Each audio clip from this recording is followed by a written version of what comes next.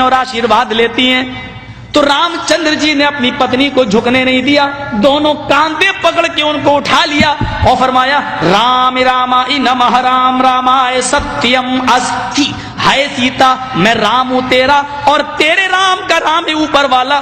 Sanskrit grammar میں یہ رام رام آئے، جب رام کے ساتھ آئے آ جائے تو اس کا معنی ہوتا کا لیے، کے لیے، کو لیے، کی لیے۔ رام رام آئے، رام کے لیے نمسکار کرو، جھکو، یعنی اپنے رام کے سامنے نہیں بلکہ اس رام کے سامنے جو تیرے رام کا بھی رام ہے۔ اے سیتا میں تیرا رام ہوں اور تیرے رام کا رام ہے اوپر والا۔ رام رامائے نمہ، اپنے رام کو پرنام نہ کر بلکہ اس رام کے سامنے جھک جو تیرے بھی رام کا رام ہے۔ اس لیے ہندوؤں میں جب کوئی مر جاتا تو کہتے ہیں رام رام ستیہ ہے۔ ارتھی دیتے وقت شمشان گھاٹ میں لے جاتے وقت کیا کہتے ہیں؟ رام رام ستیہ ہے۔ اب بدل دیا، کہنے لگے رام نام ستیہ ہے، حالانکہ سنسکرت نہیں بدل سکتے۔ رام رامائے ستیم استی، رام کا رام سچا ہے، یعنی رام رام سچا ہے۔ مطلب یہ ہوا ہائے مرنے والے تو مر گیا، اب رام چندر جی تیری زندگی کے مالک نہیں، اب تو رام کا رام جانے کہ تیرے ساتھ کیا معاملہ ہوگا، تو نے عمل کیسے کیے، تو نے کرتوت کیسے کیے، رام کا رام ہی سچا ہے۔ فَمَن يَعْمَلْ مِثْقَالَ ذَرَّةٍ خَيْرًا يَرَهُ وَمَن يَعْمَلْ مِثْقَالَ ذَرَّةٍ شَرًّا يَرَهُ۔ ایک نہیں 1,00,000 قرآن خوانی کر ڈالو، ایک نہیں 1,00,000 قرآن پڑھ کے مرنے والے پہ بخش دو، مرنے والے کو کچھ بھی ثواب نہیں ملے گا، اس کی اپنی زندگی میں جو اس نے عمل کیے ہوں گے وہی اس کے کام آئیں گے۔ اگر قرآن خوانی کر کے کسی کو بخشنے سے ثواب ملتا ہوتا اور کوئی آدمی جنت میں جانے والا ہوتا، قرآن کے بخشنے سے تو اندرا گاندھی تو جنت الفردوس کی وارث ہو جائے گی۔ ہمارا باپ مرتا ہے تو ایک قرآن پڑھا جاتا ہے نا، اندرا گاندھی مری تو ضمیر فروش کٹھ ملاؤں نے، اپنے ضمیر اور اپنے ایمان کو بیچنے والے ملا اور مولویوں نے اس کی سمادھی پر 3 قرآن خوانی کی ہے، صرف کانگریس سے پیسہ وصول کرنے کے لیے 3 قرآن۔ ایک قرآن جس پر پڑھ کے بخش دیا جائے تمہارا باپ جنت میں چلا جائے، 3 پڑھے جا رہے ہیں، کیوں نہیں جائے گا؟ صاحب وہ کافر ہے، کافر کہاں ہے؟ نہیں وہ کلمہ نہیں پڑھتا، جو کلمہ تم پڑھتے ہو وہ بھی تو وہی کلمہ پڑھتا ہے۔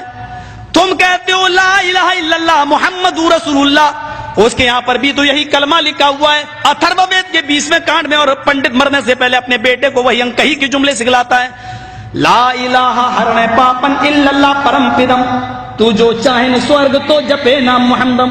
ہے میرے بیٹے مرنے سے پہلے لا الہ الا اللہ پڑھ لینا، تیرے سارے پاپ مٹ جائیں گے۔ لا الہ ہرنے پا الا اللہ، لا الہ ہرنے پاپن الا اللہ پرم پدم، لا الہ الا اللہ پڑھ لینا، تیرے سارے پاپ ہر ہو جائیں گے، مٹ جائیں گے۔ یہی تو اللہ کے نبی نے کہا تھا ان الاسلام یہدم ما کان قبلہ، اسلام لے آؤ۔ اسلام کب لایا جاتا ہے؟ جب کلمہ پڑھا جاتا ہے۔ ما کان قبلہ، جتنے بھی گناہ تم نے کیے ہیں سارے کے سارے گناہ معاف ہو جائیں گے۔ جو کلمہ تم پڑھتے ہو وہی تو وہ بھی پڑھتے ہیں، فرق اتنا ہے۔ دلیل کیا ہے؟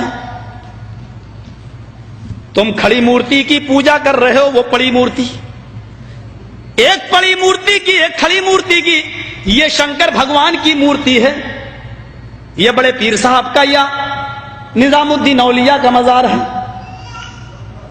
یہ احمد رضا خان کا مزار ہے۔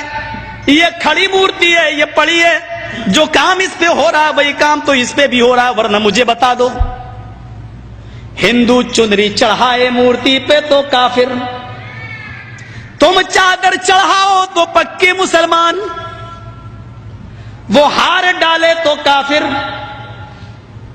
تم پھول برساؤ تو پکے مسلمان۔ یہ کوئی چیز کھانے کی مورتی پہ چڑھائے تو کہے پرساد، پرساد کھانا حرام، یہاں پر کوئی چیز چڑھائی جائے اس کو کہو تبرک ہے، اور یہ کھانا بڑا مبارک۔ ہندو مورتی دھو کر اس کا پانی پی اور کہے کہ یہ گنگا جل سے زیادہ پاک پوتر ہے، اس سے بیماریاں صحیح ہو جاتی ہیں۔ مسلمان عرس کے موقع پر قبر دھو کر پانی اس کے بوتلوں میں بھرے اور کہے کہ اس کے آگے تو زمزم بھی فیل ہے، تو یہ پکا مسلمان۔ جو کام اس پہ ہو رہا ہے وہی کام تو اس پہ ہو رہا ہے. اور آج میں فتویٰ دینے کا بھی نہیں ہوں, لیکن آج جذبات میں ہوں, میں یہ فتویٰ دے کے چلا جاتا ہوں. میرے پیارے ساتھیوں, اللہ کی قسم, اگر بھارت کے اور پاکستان کے, ہندوستان اور پاکستان کے, ہندوستان کا یہ 20 کروڑ مسلمان اور پاکستان کا وہ 15 کروڑ 10 کروڑ مسلمان, اگر یہ چادر چڑھانے کے بعد, چنری چڑھانے کے بعد, تبرک کھانے کے بعد اگر یہ جنت کے اندر چلا گیا, تو کعبے کے رب کی قسم کھا کے کہتا ہوں کہ بھارت کا 60 کروڑ ہندو بھی ایک ایک کر کے جنت میں چلا جائے گا. اور اگر بھارت کا ہندو جنتی نہیں ہے تو اتنا یاد رکھنا کہ پھر تم اپنے مسلمان ہونے کا سرٹیفکیٹ پیش کرو. تم وہ جہنم میں کیوں جائے گا؟ اگر وہ ان کاموں کی وجہ سے جہنم میں جا رہا ہے تو تم یہ کام کیوں کر رہے ہو؟ تمہارے اندر یہ کام کیوں پائے جا رہے ہیں؟ تم بھی تو وہی کام کر رہے ہو. ارے اس نے تو پھر بھی مورتی لگا رکھی ہے, تم نے تو پتہ نہیں کس کو گاڑ دیا اور نام ہی اس کے بدل دیے. اللہ جانے اس میں حقیقت میں وہ ہے بھی یا نہیں ہے. مسجد میں ہوں, اللہ کے گھر میں, اللہ کے گھر سے بڑی کوئی جگہ نہیں ہوتی ہے. میں نے بنارس میں اپنی آنکھوں سے دیکھا, اپنی آنکھوں سے, ننگا بیٹھا رہتا تھا. جینیوں میں جیسے ننگے بابا ہوتے ہیں نا, انڈیا والوں کو اچھی طرح معلوم ہوگا, وہ گھومتے ہیں آگے اور پیچھے پیچھے عورتیں چلتی ہیں, ان کے دودھ سے نہلایا جاتا ہے. جو گربوتی عورتیں ہوتی ہیں وہ دودھ جب بہتے ہوئے اس بابا کی شرمگاہ کے پاس سے آتا ہے تو اس کو بھر لیتی ہیں, اور گربوتی عورتوں کو پلایا جاتا ہے تاکہ بچہ نیک پیدا ہو. میں نے نوائے اسلام میں ایک موضوع لکھا تھا کہ اس سے بچہ نیک پیدا ہوگا یا بے شرم, یہ تو خود ہی پتا چلے گا. کیس چل گیا تھا میرے اوپر. غور کریں آپ, ننگا بیٹھا رہتا تھا, ایک ٹائم کی نماز نہیں پڑھتا تھا, اس کو وضو بنانا نہیں آتا تھا. مر گیا جب وہ, اس کا مزار بنا دیا گیا. 3 سال کے بعد اس کا نام رکھ دیا گیا ننگا بابا. نام بھی ہے ننگا بابا. ان کو نام بھی ایسے ہی ملیں گے, اللہ کی قسم ان کو صحیح نام بھی نہیں مل سکتے. ننگا بابا. ذرا بتاؤ کہ ننگا رہنا کون سی شریعت میں ہے؟ کون سا مذہب ننگا رہنے کی تعلیم دیتا ہے؟ کون سی تہذیب ہے ننگا رہنے کی؟ اور یہ نام تک رکھا گیا ننگا بابا. بابا پر رکھا ہوا ننگا بابا باقاعدہ. جیسے بریلی کے اندر تھا کتا بابا, اب تو بدل دیا لوگوں نے, کر دیا کتب بابا. کتب کر دیا. لیکن رکشے والے سے کہو کتب شاہ کے مزار پہ جانا تو جانتا ہی نہیں جب تک یہ نہ کہو کتا بابا. ایک کا نام ہے پتنگ بابا. کسی شریف انسان کا کام ہے پتنگ اڑانے کا؟ نام رکھا گیا پتنگ بابا. بنگلور سائڈ میں چلے جاؤ, مجھے میرے دوستوں نے دکھلایا جنگلی بابا. کون نام ہے؟ نام تو پہلے اچھے رکھ لو یار, نام تو کم سے کم صحیح رکھو. یہ تو جو یہاں ہو رہا ہے وہ کام یہاں ہو رہا ہے. یہ میں نے ہندو دھرم سے ایک توحید بتائی. رام چندر جی نے کہا کہ اس کے سامنے جھکو جو تمہارے رام کا بھی رام ہے. ذرا اولڈ ٹیسٹامنٹ سے ایک توحید سنیے. اولڈ